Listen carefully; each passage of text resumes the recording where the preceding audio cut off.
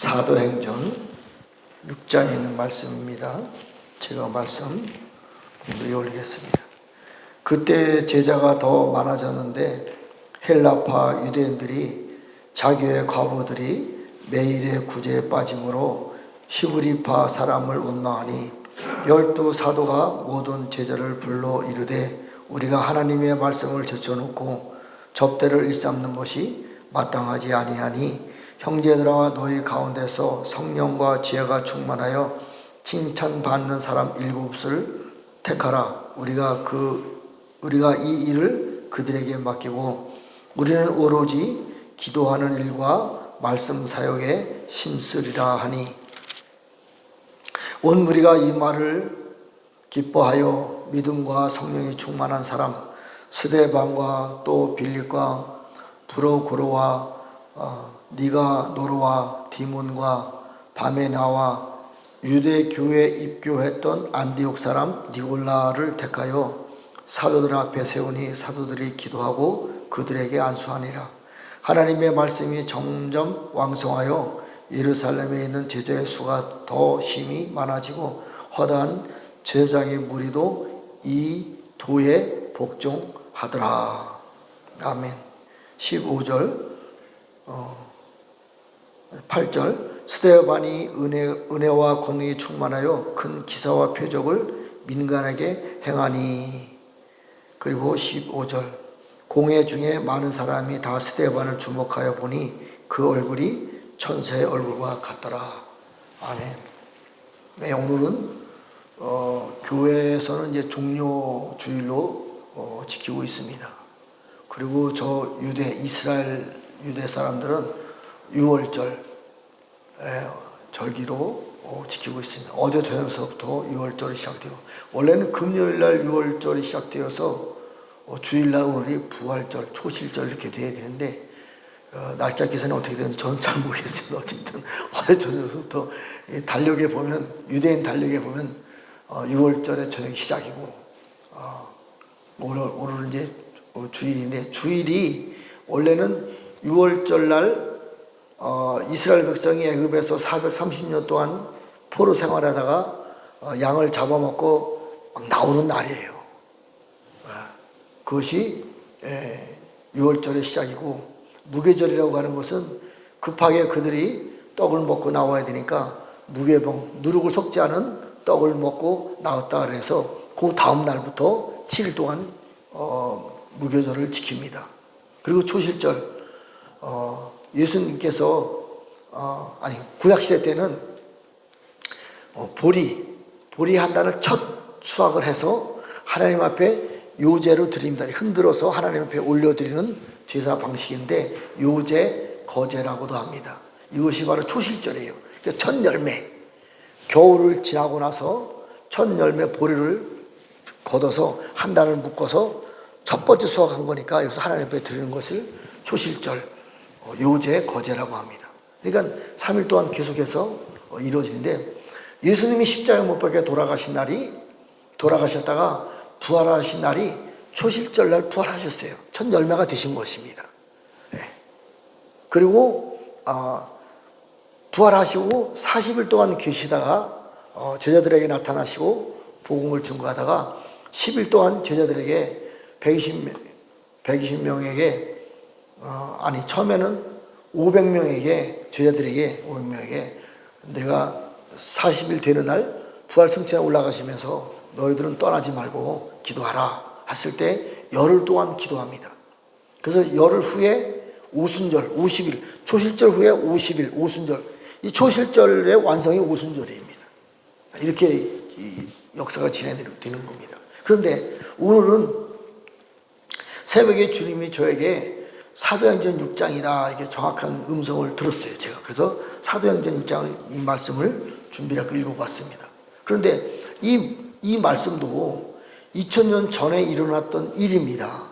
그러면 예수님이 부활 승천하셨잖아요. 40일 후에 승천하셔서 하늘에 올라가서 예수님이 하나님 보좌 우편에서 자그마치 2000년 동안을 준비하고 기도하고 계신 거예요.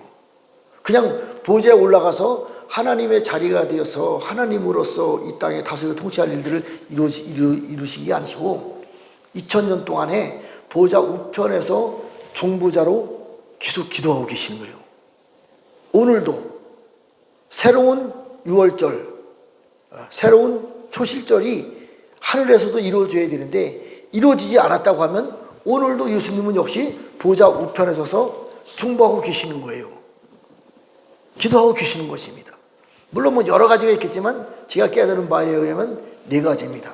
첫 번째, 시편 110편에 있는 말씀과 같이 사단의 머리를 발로 밟을 때, 사단의 머리가 밟힐 때까지 기도하고 계시는 거예요. 첫 번째입니다. 두 번째, 새 언약을 위해서 히브리서에 나오죠. 새 언약의 중보자이신 예수.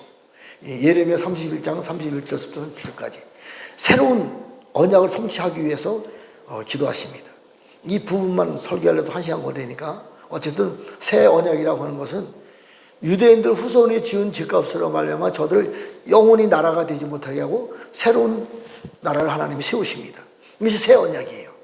이 말씀을 가지고 전하면 많은 핍박이 있어요. 사실은 앞으로 이제 이 핍박이 올 건데 어쩔 수 없어요. 먼저 앞서가는 사람은 선지자로서 핍박을 당할 수밖에 없어요. 이 부분이 가장 큰 핍박이에요. 지금 오고 있습니다. 그 다음에 세 번째, 예수님이 내가 먹을 양식은 따로 있다. 땅속, 참 어려운 얘기입니다. 이게 이 신학에서 참 이 말이 들어가면 바로 이단 취급받기 때문에 말하기가 어려운데 어쨌든 예수님이 먹을 양식은 하늘 위에나 땅 위에나 땅 속과 바다 위에도 다스리고 통치합니다. 예수님께서. 계시록 5장에 나오죠. 이게 엄청난 사건입니다. 이것을 위해서 예수님이 먹을 양식, 생명체에 기록된 영혼은 한 영혼도 남김없이 다 구원하는 거예요. 그들이 지옥에 들어갔다 할지라도 지옥까지 들어가서 예수님이 영혼을 구원해냅니다. 이것이 십자가 못 박아 돌아가시고요, 부활하기 3일 반 전에 무저갱에 들어가서 노아의 홍수 때 죽은 영혼들에게 예수님이 복음을 선포합니다. 무저갱에 들어가서. 엄청난 사건이에요. 이후에 엄청난 일들이 풀어져야 되는데 참 걱정입니다. 그러나 뭐 성경에 정확히 있으니까 예수님이 먹을 양식을 위해서 장마치 2000년 동안 기도하십니다. 그리고 내가 거할 것, 예수님이 라오디게아 교회 이긴 자에게 내가 이기고 아버지의 보좌에 올라간 것 같이 너희들도 내 보좌에, 이게 굉장히 중요한 얘기예요. 예수님이 2000년 동안 중보를 다 끝나시고 나서 그분이 하나님이 되십니다. 그분 안에 신성이 있어요. 이 신성은요, 창조 전에, 태초 전에 저 하늘에 계셨던 하나님의 영인데 회전하는 모양도 없고 그림자도 없어요. 아무런 느낄 수가 없습니다. 영이기 때문에. 근데 그 영이 예수님 안에 하나님의 영으로 들어가셨어요. 2000년 동안 중보를 다 끝냈을 때 태초에 계신 하나님의 영이 그 예수님 안에, 신성 안에 들어가셔서 그분이 하나님의 형상으로, 하나님의 모습으로 나타나는 거예요. 여기까지는 새 언약의 중보가 완성되기 전까지는 하나님의 형상이 없어요. 그래서 이 땅에 아무것도 만들지 말라. 나를 위해서 만들지 말라. 만들었으면 그것이 우상이 되는 겁니다. 그래서 하나님은 영이기 때문에 아무 형상이 없어요. 근데 예수님이 중보를 다 끝냈을 때, 2000년 중보 끝냈을 때 하나님이 예수님 안에 들어가서 신성 안에 하나님의 형상으로 나타났을 때 예수님이, 예수 그리스도가 하나님의 형상이다. 정확하게 말씀하십니다. 그리고 그분이 하나님의 자리에 올라가시요. 그러면 인성인 그분은, 예수님은 신성과 인성이 있습니다. 인성인 그분은, 이 부분이 제가 여기까지 계속 설교를 하고 영원한 복음을 이제 나타나는 데서 굉장히 약한 부분이 이 부분이었어요. 근데 오늘 새벽에 주님이 정확하게 그분이 만왕의 왕이다. 그분이 만주의 주다. 누가? 인성이신 어린 양 예수님이 하나님으로부터 태초전에 가셨던 영광이 그들에게 들어오시면서 신성은 보좌에 올라가셨고 하나님이 되셨고, 인성인 그분은 보좌 우편에서 만왕의 왕 만주의 주, 그분이 정확하게 주님이 그 부분을 저에게 아주 강력하게 말씀해 주셨어요. 이 부분은 저희가 좀 약했거든요, 사실은. 왜? 어린 양 예수님으로 계속 기도만 하고 계신 줄 알았는데 그분이 다스려 통치합니다. 어린 양 예수님이 만왕의 왕이고 만주의 주예요. 그분이 태초전에 가지셨던 하나님의 영광을 다 받으셨어요. 어린 양이지만 그분은 우리하고 똑같은 육체를 가진 인성인 사람이에요. 그분을 예수님이 인자라고 합니다. 하나님은 아닙니다. 하나님과 예수님은 차이가 있어요. 그러나 그분이 만왕의 왕으로 만주의 주로 보좌 우편에서 모든 것을 다스리고 통치해요. 그분이 인을 띄는 거예요. 만왕의 왕으로 만주의 주로. 그러니까 모든 것을 정복할 수 있는 거죠. 자, 어쨌든 2000년 동안 중보를 다 마치시고 나서 예수님이 하늘 보좌로 첫 열매로 예수님이 하늘 보좌에 올라갑니다. 그런데 예수님이 너희들도 이기고 내 보좌에 올라오라. 하나님의 보좌에 우리 자리가 없잖아요. 이것을 두고 2000년 동안 중보하고 계십니다. 우리 자리를 위해서. 그래서 하늘 보좌에 올라간 사람들이 있습니다. 물론 아직은 없죠. 예수님이 그 자리에 올라가시고 우리도 그 자리에 올라간, 저는 개인적으로 이걸 38 보좌의 자리라고 말합니다. 뭐 지금은 시간이 없어 그런 시간을 말씀을 줄 수는 없고. 자, 어쨌든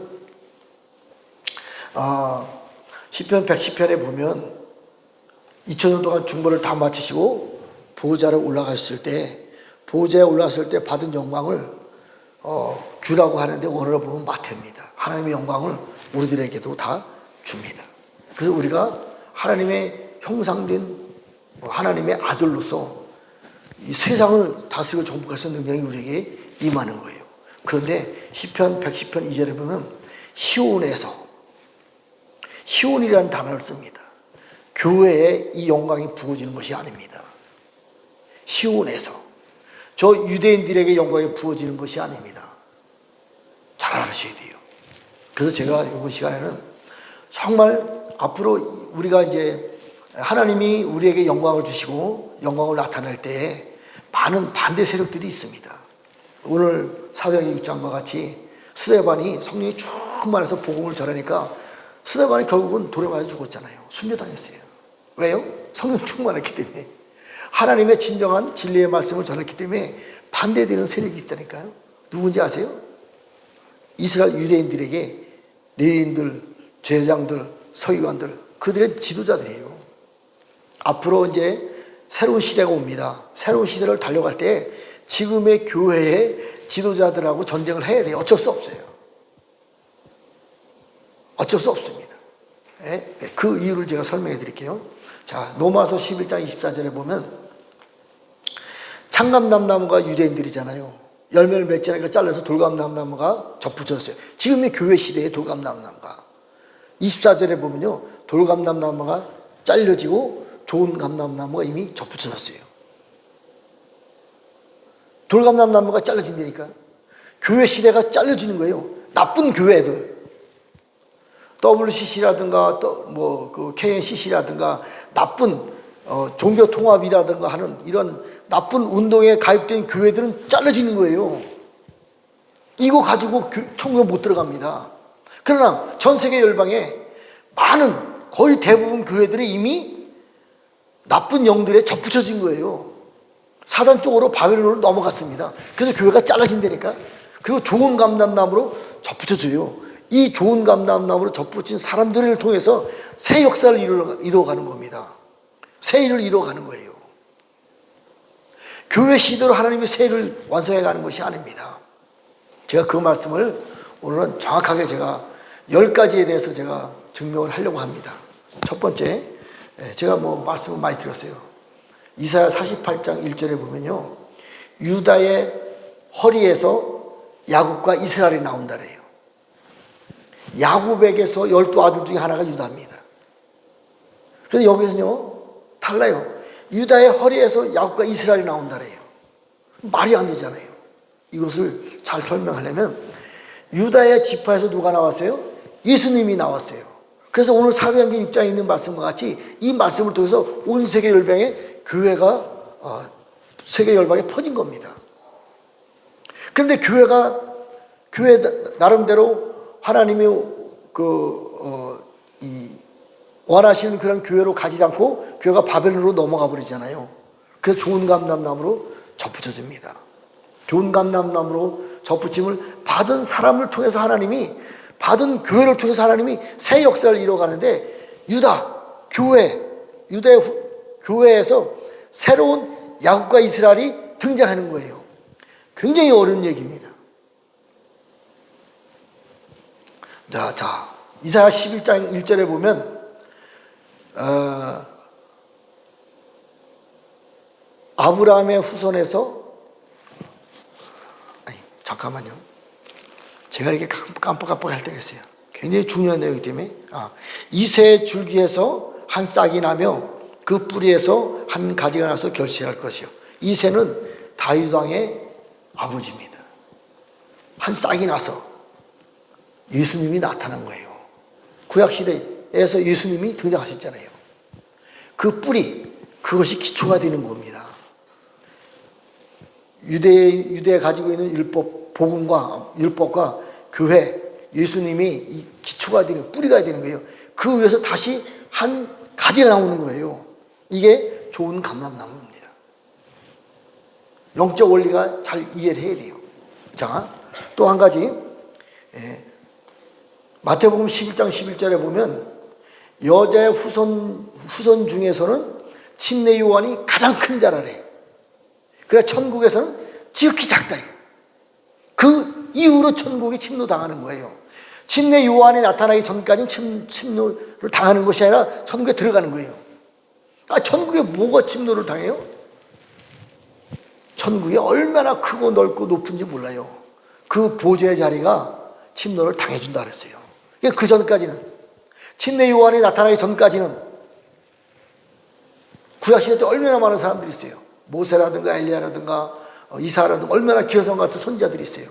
다니엘이라든가 다 인자라고 표현합니다. 이런 사람들도 침례 요한보다는 천국에 올라가선 작습니다. 왜요? 그들은 하나님의 나라의 종의 역할을 감당한 것 뿐입니다. 그러면 침례 요한 이후에 얼마나 강력한 하나님 나라가 침노를 당하면 라오디게아 교회 인자에게 내가 이기고 아버지의 보좌 앉은 것 같이 너희들도 지금 이 시대에 이긴 자들은 하나님의 보좌까지 올라갈 수가 있는 거예요. 구약시대 때는 보좌를 쳐다보지도 못했어요. 보좌에 앉으시 하나님 옷자락만 맞아도 이스라엘은 죽었다고 생각하고 있었어요. 엄청난 영성의 차이입니다. 자, 그리고 또 새 언약의 중보자이신 예수, 새 언약을 예레미야 31장 31절부터 37절까지 보면요, 해와 달과 별들도 하나님이 끊어버리고, 이 내용이 다 있습니다, 성경에. 새로운 해와 달과 별로 우리들을, 사람을 세웠어. 이사야 6장에 나오죠. 너희 해가, 너희 달이 영원히 끊어지지 않는다. 우리가 하나님의 영광이 임한 우리들이 새로운 해가 되고 새로운 달이 되고 새로운 별이 되는 거예요. 그리고 유대인 후손들, 적그리스도가 나오잖아요. 후 3년 만에.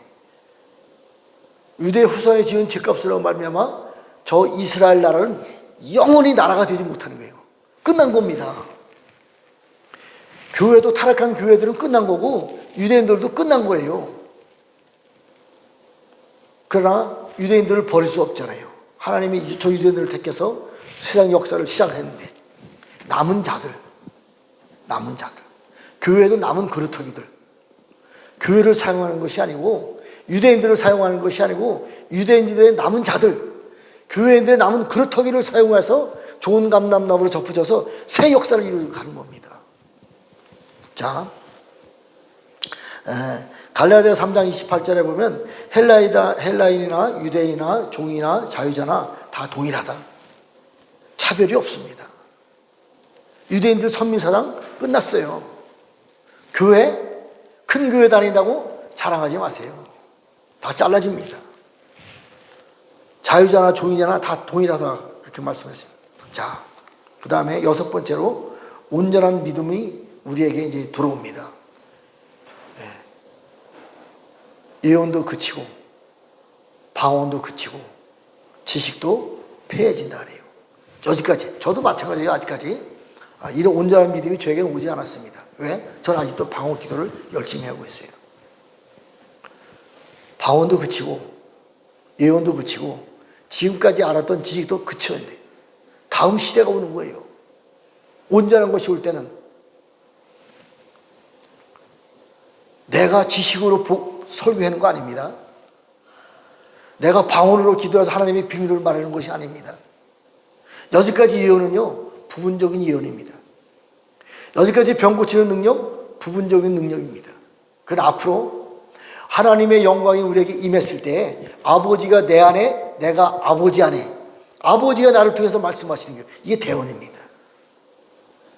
제가 설교할 때 제가 깨달은 거 설교하는 거 아닙니다. 하나님이 아버지가 내 안에서 나에게 음성을 내 입술을 통해서 말씀하시는 거예요. 이게 온전한 믿음에, 물론 온전한 믿음을 설교하려면 쭉 시간이 걸리니까 완성은 요한복음 17장 22절에요. 하나님의 영광이 예수님에게 그 영광을 내가 저들에게 주었사오니 하나님과 예수님이 하나 된 것 같이 저들도 하나가 돼. 성경의 완성이에요. 자, 예수님이 하나님 보좌 우편 2000년 동안 중보를 마치시고 하나님 앞에 영광을 받으셨어요. 보좌에 올라가서 하나님의 영광을 받으셨어요. 예수님과 하나님이 하나가 되었어요. 그 영광을 우리들에게, 하나님, 예수님, 우리, 내가 저들도 하나님의 영광을 주어서 하나가 되게 하나님. 그러니까 내 안에, 우리 심령 안에 성령님도 계시지요, 예수님도 계시지요, 하나님도 계시는 겁니다. 이것이 교회 시스템이 아니라니까요. 이사야 60장에는요, 하나님의 영광이 네 위에 임하였사오니 쭉 나가다가 네가 시온 성이다, 네가 진리의 성, 네가 예루살렘이다. 하나님의 영광이 우리에게 왔을 때 우리는 시온 성이 될 수 있는 것이고 예루살렘 성전이 될 수 있는 것입니다. 물론 이 시온 성과 예루살렘 성이 저 땅에도 있어요. 그러나 심령에도 있습니다. 그리고 시온 성이라고 하는 단어가 많이 있어요. 성경에는. 온 세계 온 열방의 시온 성 많아요. 그리고요, 하늘 위에도 저 북방 저 가장 높은 곳에 하나님이 계신 저 천성 위에, 천국 위에 하나님이 계시는 곳도 시온성이라 그래요. 주님이 공중에 오셔서 왕으로 다스리고 통치하는 것도 시온성이라 그래요. 그래서 어려운 거예요, 성경이. 다 섞어놔서 막 풀어놨으니까 자세히 읽다 보면 이해가 됩니다. 자, 교회 시대 이후에 우리가 하나님의 영광이 임한 우리 성전이, 우리 몸이 시온성이고 새로운 예루살렘 성전으로 우리가 변화되어 가는 겁니다. 그것을 다른 말로 표현하면 셈의 장막이 시작되는 것입니다. 하늘을 측정할 수가 있고 땅속 깊이를 탐정할 수 있고 오른발로 바다를 밟고 왼발로 땅을 밟고 이런 새로운 높은 장막이 세워지는 거예요. 셈의 장막이 세워지는 곳에서는 하나님의 영광이 임한 시온성과 예루살렘이 세워진 곳에서는 저 천국에도 더 이상 저 궁창에도 사단이 통치하지 않습니다. 하늘 문이 열린 거예요. 사단의 문이 거쳐지고 하늘 문이 열린 겁니다. 하늘 보좌가 덮여진 겁니다. 땅속도 마찬가지고. 그래서 도피성에는 7년 대환란 때 심판을 받지 않습니다. 이게 시온성과 예루살렘이 반드시 되어야 되는 겁니다. 교회는 미안하지만 교회는 에클레시아, 정말 정확한 타락되지 않은 교회는 물론 휴거됩니다. 보좌로 올라갈 수 있어요. 또 그들도 도피성에 들어갑니다. 그러나 타락된 대부분의 교회들은 이미 심판의 대상이 되는 거예요. 바벨론에서 나와야 돼요. 바벨론 안에 들어있으면 다 심판 대상이 되는 거예요. 그리고 정말 중요한 내용이 있습니다. 우리 시편 87편 말씀을 한번 보겠습니다. 제가 수요일날 설교한 내용인데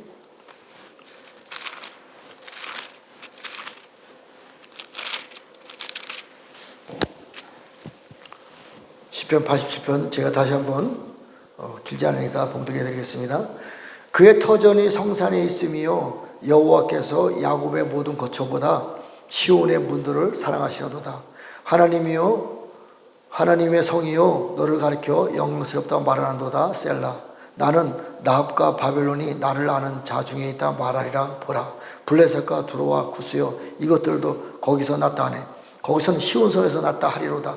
시온에 대하여 말하기를 이 사람 저 사람이 거기서 났다 말하리니 지존자가 친히 시온을 세우리라 하시는도다. 여호와께서 민족들을 등록하실 때에는 그 수를 세시며 이 사람이 거기서 났다 하리로다. 셀라. 노래하는 자와 뛰어노는 자들이 말하기를 나의 모든 근원이 내게 있다 하리라. 나의 모든 근원이 내게 시온에 있다 말하리라. 이 얘기는요, 하나님이 시온을 통해서 새 역사를 시작하는 거예요. 이사야 66장에 보면요, 시온이 진통하는 즉시로 나라와 민족이 시온에서 나왔다. 이것을 많은 사람들이 뭐 이스라엘이라고 말하는데 육적으로 이스라엘이라고 볼 수도 있습니다. 그러나 영적으로 보면 그렇지 않습니다. 시온에서 나라와 민족이 출발하는 거예요. 자, 여기서 보면요, 나합과 바벨론, 블레셋, 두로도 구스도 거기서 났다. 지금의 바벨론, 지금의 두로, 지금의 구스를 말하는 것이 아닙니다.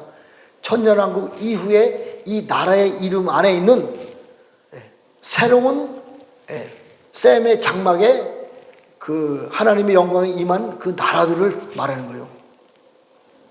시온에서 새로운 나라들이 실제로 등장하는 겁니다.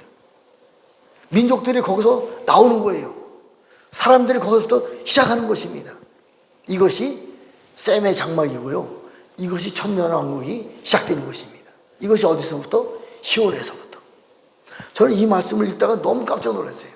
시온의 문, 야곱보다 시온의 문들을 사랑하다, 야곱의 거처보다, 미시칸이라는 단어인데 성막, 성전 이런 뜻도 있습니다. 시온의 문, 시온의 문은요, 새로운 예루살렘의 성문은요, 이스라엘의 12지파의 이름이 있는 거예요. 그러니까 시온의 문이라고 하는 것은 이스라엘의 12지파의 문이 이름이 있어야 그 안에 들어갈 수 있는 거예요. 근데 계시록 7장에 보면요, 이 시온의 문에 대해서, 이스라엘의 12지파에 대해서 지금의 유대인들이 알고 있는, 저 이스라엘 땅에 알고 있는 그 이스라엘 땅의 유대인들이 가지고 있는 12지파하고 이름이 다릅니다. 여기엔요, 단지파하고 에브라임 지파가 빠져요. 그 네 지파가 들어갑니다. 왜? 네 지파는 유대인들 중에서 제사장 족속이기 때문에 12지파에 들어가지 않습니다. 그런데 12지파 안으로 네 지파가 들어와요. 그것도 평범한 12지파 하나가 되는 겁니다. 왜? 시대가 바뀌었기 때문에. 그러면 제사장 노릇을 누가 하냐? 단지파와 에브라임 지파가 하는 것입니다. 왜? 단지파는 나중에 말하고, 에브라임 지파는 장자로서 히브리서 12장 24절에 보면 장자가 하늘 보좌로 올라갑니다. 그래서 먼저 보좌에 올라갔기 때문에 에브라임 지파는 빠지는 겁니다. 단지파는 많습니다. 이 단지파에 대해서 분분합니다. 다, 대부분 거의 다 단지파는 적그리스도의 영에 의해서 사라졌다 이렇게 말하고 있습니다. 그렇지 않아요. 에스겔서 47장 48장에 보면요, 단지파가 나중에 천년왕국 때 땅 배분 다 받습니다. 그리고 48장에 보면요, 단지파가 북쪽에 독수리였는데 동쪽으로 옵니다. 단지파가 유다지파 사자 같은 거, 사자로 대신합니다. 전 세계 왕으로서 다스리고 통치하는 역할을 단지파가 합니다. 창세기 49장에 보면 단지파의 축복을 받았을 때에 이미 단지파는 주의 구원을 기다린다. 이 구원이라는 단어가요, 예수합니다. 정말 이 히브리어가 너무 재밌습니다. 이미 단지파는 주의 구원을 기다린다. 이미 예수화를 기다린다. 그때서부터, 물론 그 과정이 어렵습니다. 설명하려면 북쪽으로 가서 이단 그 우상 숭배하고 훈련을 통과하는 겁니다.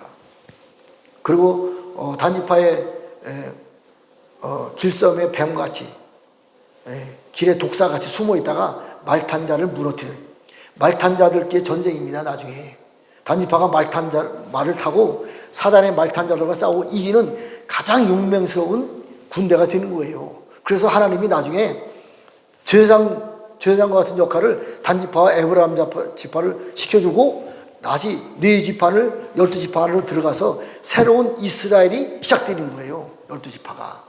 저 유대인을 이스라엘의 12지파가 아니고 교회 시대를 통과해서 하나님의 영이 임한 그 새로운 시온성 예루살렘 성을 통해서 유대 허리에서 나온 새로운 야곱과 새로운 이스라엘을 통해서 새 역사를 시작하는 거예요.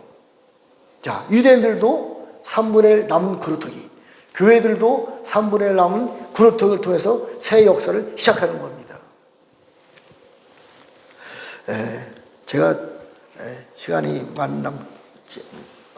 얼마 남지 않았기 때문에 다른 말씀도 준비를 했는데 중요한 말씀, 새벽에 주님이 주시는 말씀 하나 전하고 마치겠습니다.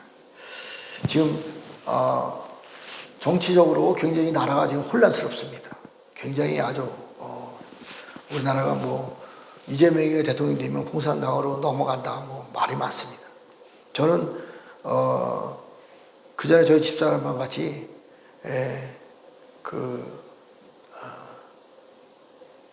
어디야 거기 갑자기 생각이 안 나요. 어쨌든 영적 전쟁을 하러 갔을 때 하나님이 저에게 주신 말씀이 있어요. 전화위복이다. 그리고 모든 사람들을 일망타진시킬 것이다. 그리고 몇 가지 말씀을 받았어요. 저는 그 말씀을 계속 지금도 기도하고 있습니다. 그리고 청와대에서 용산을 옮길 때에 저에게는 감동이 왔어요. 분명히 저는 용산 가는 것이 맞다. 지금 이 시대에 청와대가 용산을 옮기는 것이 맞다. 전 세계를 다스리고 통치할 수 있는 강력한 용이 그 안에 숨어 있는데 그 용과 연합되어야 될 나라의 부르심이 있다. 맞다 그랬습니다. 그런데 지금의 용은 나쁜 용이다. 지금 저에게 그렇게 말씀하셨어요. 그래서 윤석열이가 저렇게 파면된 겁니다. 다음에 대통령이 돼야 돼요. 누가 될지 저는 모르겠어요. 그러나 새벽에 주님이 저에게 주신 감동이 있어요. 그래서 제가 이 말씀을 전하는 겁니다. 제가 어제 뉴스를 보니까 대통령 될 사람들이 많잖아요. 다 한결같이 용산에 안 들어간대. 더럽혀졌기 때문에. 뭐 청와대로 간다. 세종시로 간다. 오늘 진짜 새벽에 주님이 저에게 이 감동을 주셨어요. 다음에 대통령은 용산에서 대통령이 돼야 된다. 용산에서. 왜? 첫 번째 윤석열 대통령은 나쁜 용이다. 이 용과 싸워 이겨야 돼요. 근데 저는 그 기도를 하러 몇 번 가려고 했었는데 한 번도 못 갔어요. 자, 그 이유에 대해서 이사야 43장에 있는 말씀을 제가 한번 정확하게 증거를 한번 해보겠습니다. 이사야 43장에 있는 말씀. 자, 18절. 너희는 이전 일을 기억하지 말며 옛날 일을 생각하지 말라. 보라, 내가 새 일을 행하려니 이제 나타날 것이라. 너희가 그것을 알지 못하겠느냐? 반드시 내가 광야의 길을 사막의 강을 내리니 장차 들짐승 곧 승냥이와 타조도 나를 존경할 것은 내가 광야의 물을 사막의 강들을 내어 내 백성 내가 택한 자에게 마시게 할 것이라. 이 백성은 나를 위하여 지었나니 나를 찬송하게 하려 합니다. 대한민국은요, 물론 이제 뭐 많은 그 설명이 필요하겠지만 대한민국은 애시당초 하나님을 찬송하게끔 지은 민족입니다. 어쨌든 훈련이 필요하고 이사야 48장에 있는 말씀같이 내가 이 백성을 풀무불에 통과시켜서 금으로 단련하였다. 이 과정이 남은 거예요. 자, 용산에 용이 숨어 있습니다. 저는 정말 제가 많이 증거했잖아요. 이 말씀을. 분명히 용이 숨어 있어요. 지금 용은 나쁜 용입니다. 그래서 그 안에 윤석열 대통령 뒤에서 조종하는 용에게 놀아나서 윤석열 대통령이 파면된 거예요. 그런데 그 안에 깊은 곳은 진짜 용이 숨어 있는데 이 용이 좋은 용으로 바뀌어야 돼요. 어떻게? 말씀과 같이 내가 새 일을 행할 것이다. 장차 들짐승 곧 승냥이와 타조도 나를 존경할 것은, 여기서 원어를 보면요, 승냥이라는 단어가요 탄님, 용입니다. 니오야단, 보이지 않는 거대한 이 세상의 실제 왕이 욥기서에 나오지. 40장 이후에 보면요 정확하게 설명해 놨어요. 내가 이 세상에 저들을 왕으로 세웠다. 하나님의 무기를 사용할 수 있는 그러한 짐승들을 창조했다. 하늘에서 쫓겨내는 그 존재들이 아닙니다. 애시당초 창조할 때 그런 용, 탄닌, 니우야단을 만드신 거예요. 왜? 하나님의 무기를 사용할 수 있는 존재를 만들어 놓은 겁니다. 근데 그들이 나쁜 타락한 천사들과 결탁되어서 나쁜 용들이 되었기 때문에 하나님의 나라에 반역하는 것이지, 진짜 원래 창조는 그 목적이 아니에요. 이 세상의 왕이다 저들이. 진짜 그 왕이 숨어 있는 겁니다. 그들에게 하나님의 강물이 들어가서 그 용이 실제로 하나님의 강물을 먹고 하나님을 사랑하는, 하나님을 존경하는 용으로 바뀌었을 때 거기서 다스리고 통치하는 사람과 연합을 통해서 이 세상 끝말에 전 세계를 다스리고 통치할 수 있는 셈의 장막의 장자로서의 역할이 시작되는 거예요. 그렇기 때문에 다음 대통령은 용산에 들어가야 대통령을 뽑아야 된다. 강력한 말씀을 주셨어요. 저는 이 기도 오늘부터 시작할게요. 정말입니다. 이 설교를 듣는 여러 사람들도요, 기도를 잘 한번 해보시고 영적 원리를 잘 적응을 해가지고 진짜 하나님이 선택하신 사람, 내가 너를 선택했고 내가 너를 택하였다, 그리고 진실한 자. 다음 대통령은요, 하나님이 보실 때 진실해야 돼요. 많은 후보군들이 있습니다. 누가 하나님 볼 때 진실하냐? 예수 믿냐 안 믿냐? 두 번째 문제예요. 좌파냐 우파냐? 따지면 안 됩니다. 좌파도 아니고 우파도 아닙니다. 하나님이 보실 때, 하나님이 보실 때 진실한 사람, 그 사람을 통해서 진짜 셈의 장막을 세울 수 있는 사람, 도피성을 세워야 되고 새로운 시온성과 새로운 예루살렘이 대한민국을 통해서 마지막 때에 영원한 복음을 전할 수 있는 장자의 나라로서 세워져야 될 그러한 진실한 사람. 물론 혹시 지금 예수를 안 믿는다 할지라도 예수 믿는 건 간단합니다. 하나님이 꿈에 나타나서 또 예수 믿으라. 왜 못하겠어요, 하나님이? 그러나 근본이 진실하지 않으면 안 되는 거예요. 하나님 보실 때 깨끗하고 진실한 사람을 뽑아야 됩니다. 그리고 저들이 공략하는 것 중에 나는 용산에 들어갈 것이다. 알아도 몰라도 상관없어요. 이 영적 원리 알아도 몰라도 상관없습니다. 하나님이 일하신 거니까.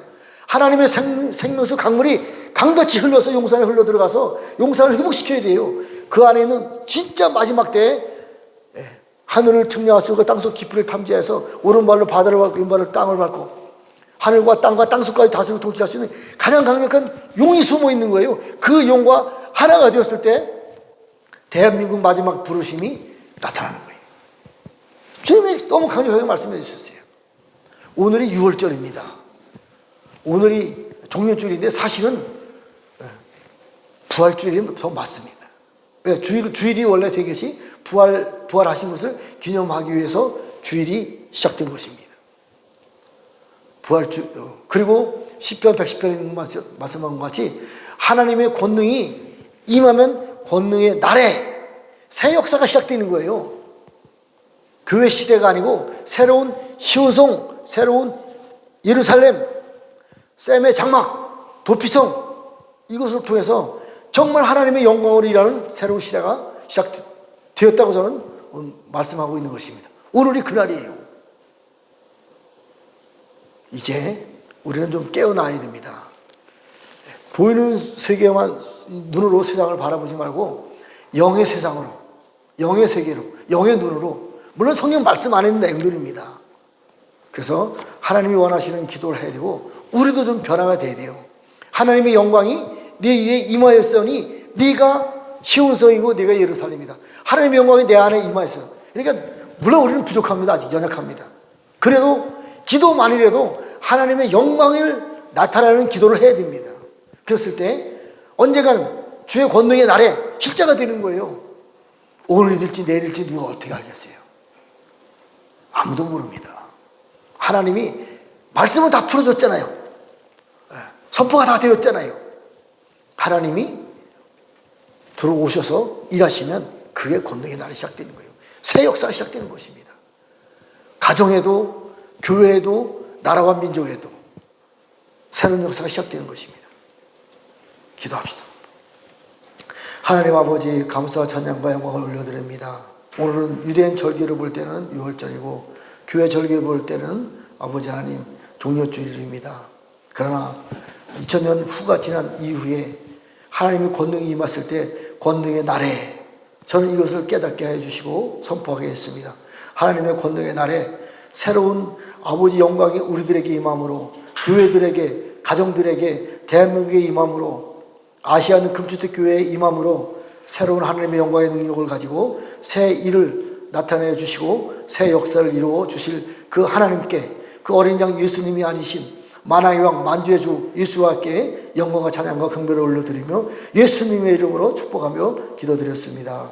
아멘. 하늘에 계신 우리 아버지 이름이 거룩히 여김을 받으시오며 나라 이름하옵시며 뜻이 하늘에서 이루어진 것 같이 땅에서도 이루어지이다.